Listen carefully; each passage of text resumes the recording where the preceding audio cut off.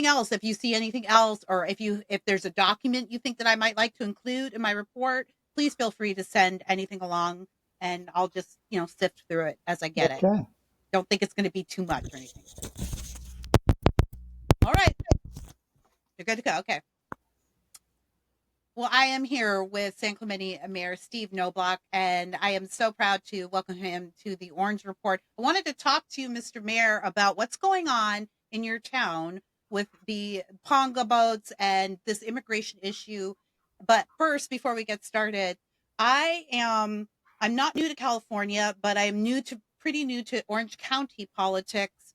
My day job is doing national politics. So to drill down in local politics is new for me, and I'm really enjoying what I'm discovering. But that means that I'm just getting to know a lot of people in a lot of situations. So would you just tell people a little bit about yourself and how you got to be mayor of San Clemente? Well, thank you, Kara. It's good to be with you. My name's Steve Knoblock. I'm the mayor of San Clemente. I've been on the city council here in San Clemente about 7 years. San Clemente is the southernmost beach town in Orange County, California, right next to Camp Pendleton, which is in San Diego County. So we're right between Los Angeles and San Diego, home of the Western White House for President Nixon. We've got about 7.5 miles of beautiful, pristine beach here in San Clemente. And it's a great little beach town, and I'm honored to serve as mayor here in this town. What made you decide to run for mayor? Well, yeah, I'm kind of a fiscal conservative, and years ago there were folks on the council that weren't very business friendly, and I decided to run. And when I decided to run, people said, you probably won't be elected because you've only been in town. This was like 20 years ago when I first ran, 5 years, and that's just not enough. And you're running against a third generation San Clementan they named a local elementary school after her dad, chairman of the Chamber of Commerce. You can't win. Anyways, I decided to run, and a week or two before the election, there was a fella on the freeway there, and I was pulling off the freeway, and there was a highway patrolman with a fella on the road, and the traffic was slow, inching around this fella, and the highway patrolman was talking to him. I look in my rearview mirror, and these guys are wrestling on the cop is wrestling on the ground. So I stopped my car, jumped out to help the policeman. Another fella stopped as well. We held this fella down while the police officer, the highway patrolman, got to his car, got some straps to basically hogtie this wild man. And the whole episode lasted maybe 45 seconds. For the last 2 weeks of the campaign, every door that I knocked on, people said, "Well, Knoblock, aren't you the guy that helped that highway patrolman?" For Wow. 2 weeks, everybody said, "You're the guy that helped that highway patrolman." So Wow. anyway, I was elected. I've been elected a total of 1, 2, 3, 4 times on the city council, and it's just an honor to serve this beautiful beach town. My wife and I love it here. What did you do in your normie life? Well, I'm an attorney, retired attorney. I'm also a part-time Orange County jail chaplain.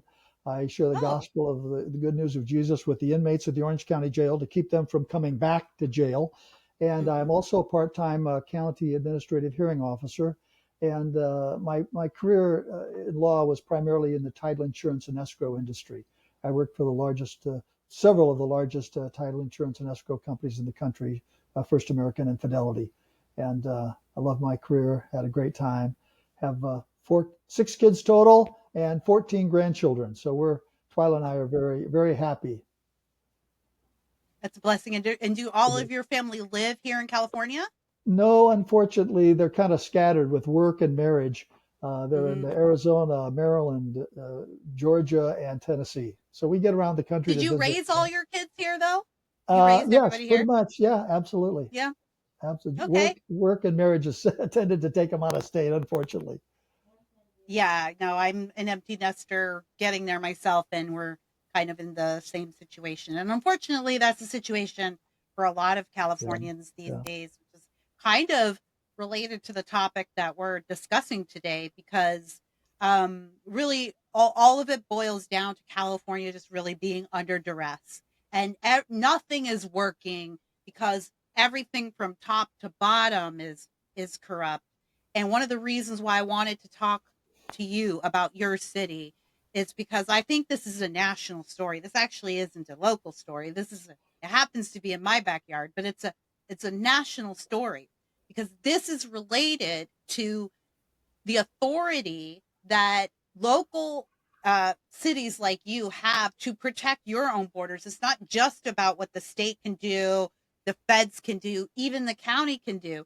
But That's there right. are a lot of people who are in vulnerable communities who are having to deal with these situations all on our own. So if you wouldn't mind, Mr. Mayor, would you break down for maybe viewers even in a different part of the country? Keep in mind there might be people watching this who don't even understand the geography of where you live and what's significant about it. So would you tell people just briefly what's been going on there with the Ponga boats landing on your shores? What are the issues you're facing? Right. Well, San Clemente is about 60 miles from the Mexican border. We're just north of San Diego. And for the last few years, we've been getting an occasional Mexican ponga boat. Ponga boat is an open deck wooden boat, about 20 feet long. Fishermen use it in Mexico. They're called pongas. They're very low technology boats.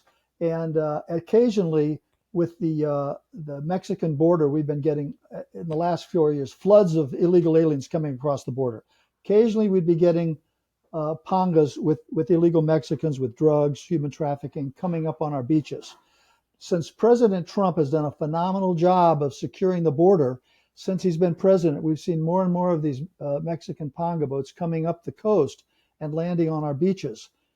Kira, in the last year and a half, the last 10 months or so, we've had about 30 Ponga landings in Los Angeles County and Orange County. Half of those Ponga landings, 18 of them, have been here on our beaches in San Clemente. And I think part of the reason is we're just north of Camp Pendleton. So these people coming up the coast, as soon as they get past Camp Pendleton, which is about a 20-mile stretch of the coast, obviously these illegal immigrants aren't going to land on Camp Pendleton because they wouldn't get a very friendly greeting. So they go just past Camp Pendleton, and as soon as they hit the San Clemente beaches, they turn right. They do a hard 90-degree angle right for our beaches. We have access to the beaches in the south part of our town, by the state park, the north part of our town, the Pier Bowl area where our San Clemente Pier is, and they have access to roads. And what happens is these pongas will hit the beach either in the daytime or at night, and there's vans waiting for them. They crash their pongas up on the beach, and they head for these vans and they take off with human trafficking, drugs, and so forth. And we've seen quite a few of them lately. So about 10 months ago, when a number of landings increased because of the effectiveness of President Trump closing off the land border, we saw a number of these. In San Clemente, Kira, we have on our pier, we're a great surf town. In fact, the 2028 Olympics is going to be here in San Clemente. Yes, it We're is. excited about that. We have great surf here. So we have surf cameras on our pier that constantly watch the beach and look at the surf. So all members of the community can see what's going on our surf breaks. And I thought, those cameras are looking at the beach. If those cameras were simply directed toward the ocean, we might be able to detect some of these pongas that are coming ashore and hopefully intercept them. So I recommended to our city council that we take technology right on, not expensive, over the counter technology, thermal imaging, rotation on the device with camera zoom technology as well, and simply put these cameras that we currently have toward the water so that our citizens, which currently have access to the cameras, can also have access to the cameras. And if they see something that looks suspicious, they can pick up the phone and call our sheriff's department, Customs and Border Patrol, the proper agency. So let I, me just recap. So your idea was to take these cameras that are already there, already in service, exactly, already being accessed by the public to look for we're surfers in this part of the country. They could go look at the beaches, exactly, look at the weather, see how the surf is. Those cameras were already working, already funded, already in operation. Your proposal was simply to allow the public to, when they see through those cameras, if they see something through those cameras, they can report it. exactly, exactly. And we'd have to add a little bit of technology with the cameras being, mobile, swiveling so that they I can see. aim more toward the water, and with thermal imaging because a lot of the boats come in at night. But when I brought this to the council, we had a flood of sort of what I call sort of left-wing globalist types that say, look, leave the Pongas alone. These people, let them come to our beach. What are you doing? But it's a danger. You know, it's illegal to land your boat on our beach where people are sunbathing, surfing, bodyboarding, families are there. You don't crash these boats on the beach with the spilled oil, spilled gasoline. It's dangerous. It's a real public safety issue. In fact, not only is it a public safety issue, Kara, uh, many of these immigrants have died and drowned on these boats. We had, just a month or so ago, in the cities just south of us in San Diego, one of the Pongas hit the surf. And what they do is they hit the surf and the boats flip and tumble in the waves. 5 people drowned, died. And in Imperial Beach years ago, there was a Ponga came ashore with about 20 people on board. All of them drowned. So it's a serious public safety and health issue, not only for the citizens of San Clemente and San Diego, but the people in the boats. I mean, their lives are in jeopardy. So I recommended that we use our existing technology, and the sort of the globalist crowd said, leave them alone. San Clemente, stick to your own business. Let immigration people do their own job. Leave them alone. And but this is a public safety issue. At the result of that meeting, the council said we don't want to have to pay for the additional equipment. So they said if the Customs and Border Patrol people will pay for it, maybe we're okay. So for the last 6 or 7 months, we've been meeting with the Customs and Border Patrol folks, and they're very eager to work with us, and we're eager to work with them. And we've toured our beaches. We've looked at Cypress Shores in the south part of our town. We've looked at Shore Cliffs in the north part of our town. We've looked at our city pier, and they've looked at all the locations to see where the cameras could be set up to properly intercede and see these Ponga boats in advance. After a number of months, they said, you know what we'd really like is a high location. We have a very hilly community with some wonderful ocean views, and one of our water reservoirs at the top of our town, and it's just off of San Salvador. We have it's about 800 or 900 feet in elevation. We can see out literally from way into San Diego, way north of Dana Point, and great access for views. And so they're saying we'd like a high visibility and also something on the pier where once you see them coming in, now you can see exactly what part of the beach they're landing on, whether it's North Beach, Pochi, down by Trestles, or wherever. And so they're looking at that. And we at our last council meeting, we authorized the city manager to complete the contracts to give them a lease to have access to our city property. In fact, later today, Kara will be. We have a Zoom meeting with the Customs and Border Patrol people to kind of firm up the terms of a lease agreement. So we're excited. We're excited to get that going. That's great. Before we move forward, I just want to let you know that your mic is tapping your zipper a little bit. Oh, I'm sorry. On your phone, so just be careful about that. But Okay.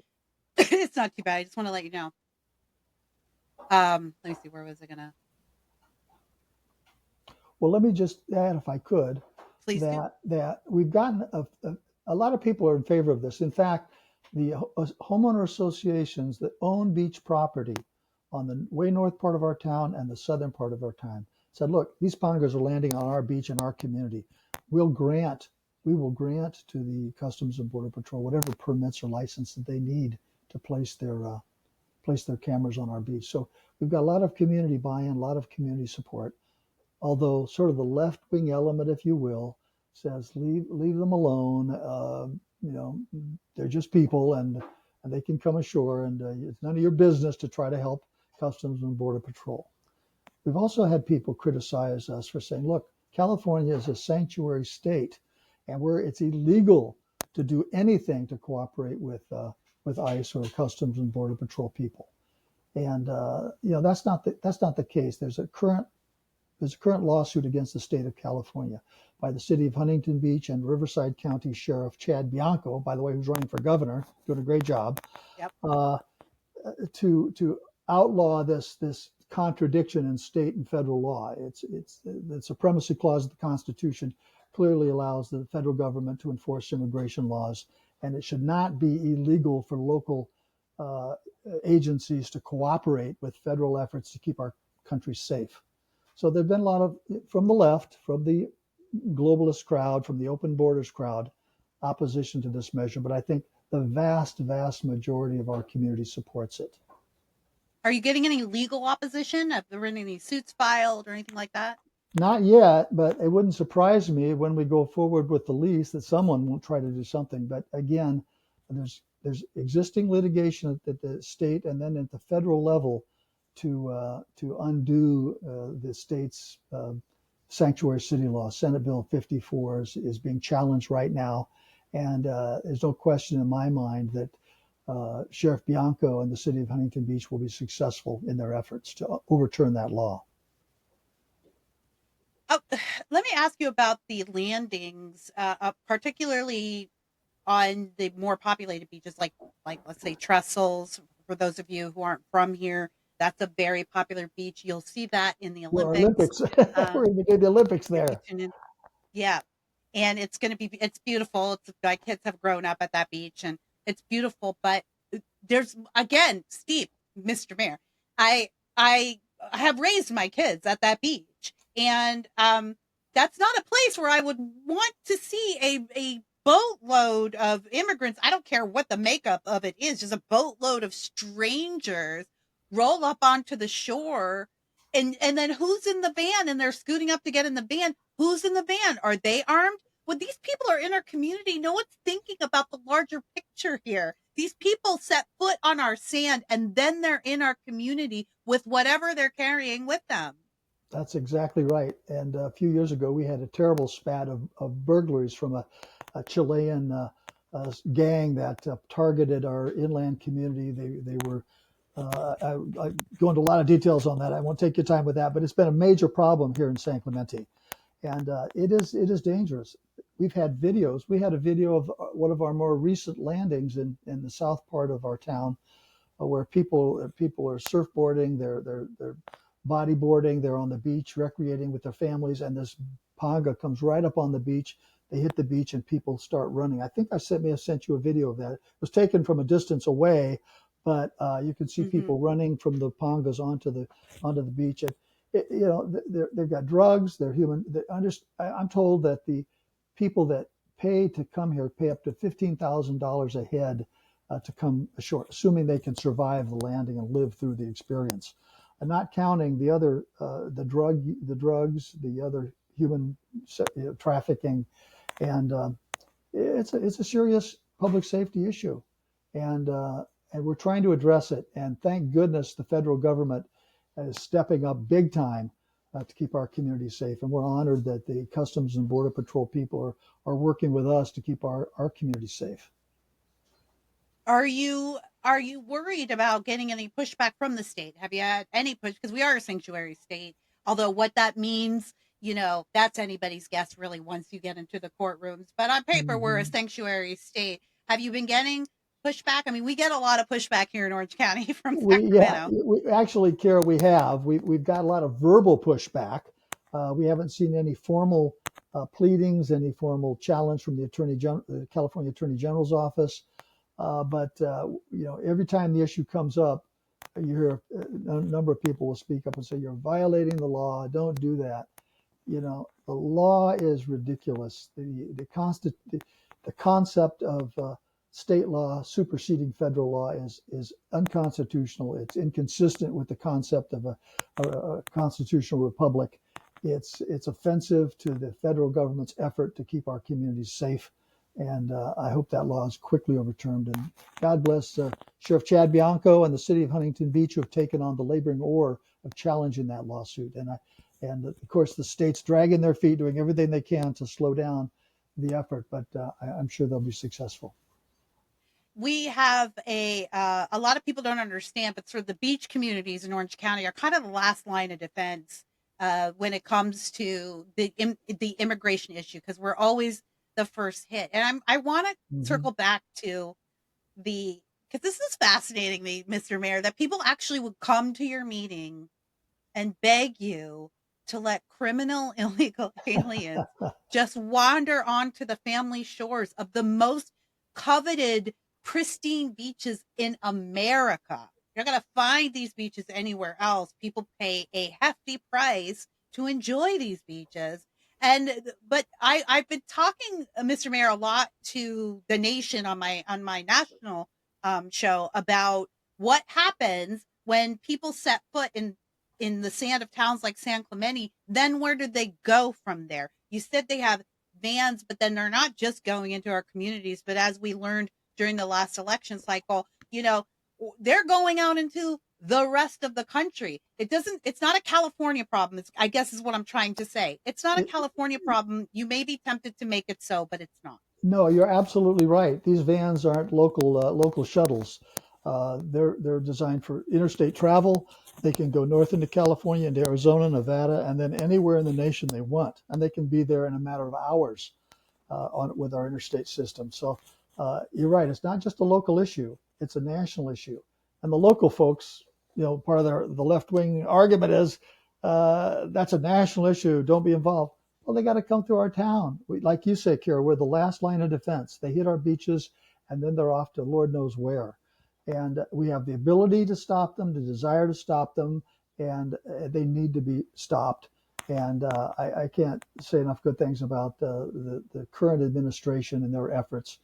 We've been contacted by the White House Office of Intergovernmental Affairs saying, what can we do to help you guys in San Clemente do your job better with the immigration issue and the people that are hitting your beaches?